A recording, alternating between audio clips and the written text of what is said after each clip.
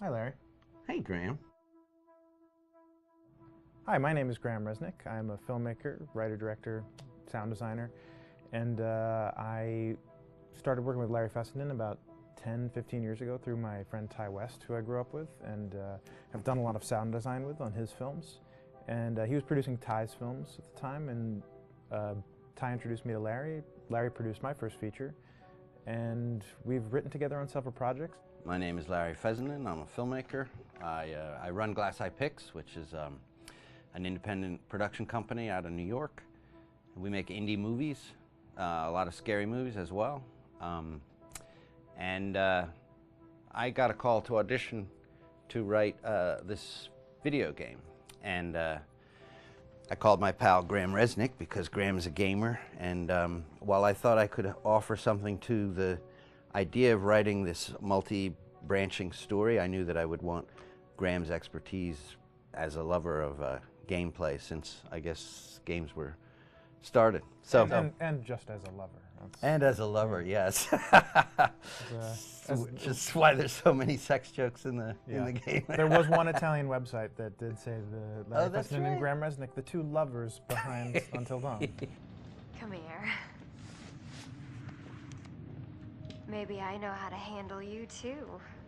I am definitely ready to be handled. So I wanted Graham by my side.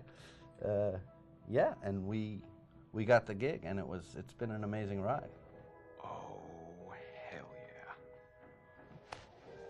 yeah. Oh my god, she's taking her shirt off. What? Oh my god! Matt, what are you doing here? Hannah. I'm sorry, Hannah. Hey, This all don't got out of worry, hand, but... So in the game, the basic setup is that a year prior to the game's start, all these kids had gone up to a ski lodge that was owned by the parents of one of the kids, or a couple of the kids, and some of the teenagers played a prank on some of the other teenagers, and the terrible tragedy occurred when a few of them, two sisters, ran out into a blizzard, and were never seen from again.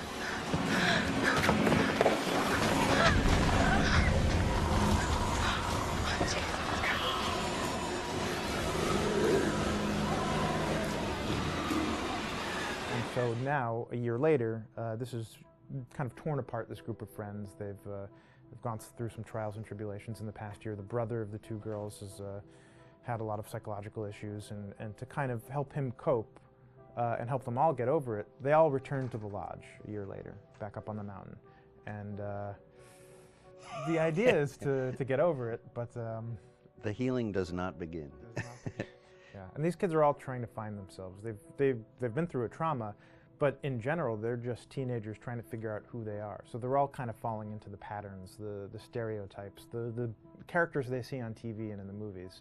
I think we were very interested in taking genre tropes and kind of making them sort of refresh them.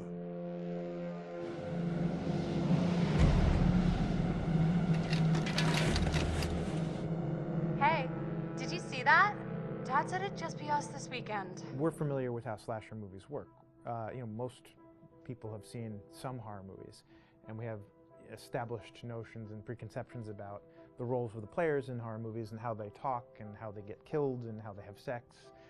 And to bring you into the game that way and then subvert a lot of those expectations was kind of our goal. They're haunted by some incident that happened in their past, which I think you pretty much figure out that that's going to have a role in their interaction.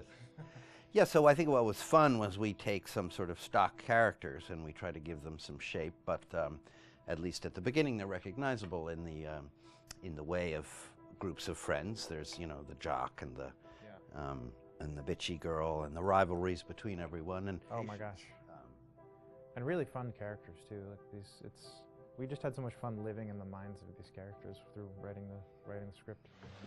What do you think? Jesus! It was fun. I think we were looking to get that kind of banter that you see both in movies, but also that you absolutely have with friends, and sort of those inside jokes. And of course, as writers and as friends ourselves, we sort of developed little tracks, and we try to give the characters that kind of vibe.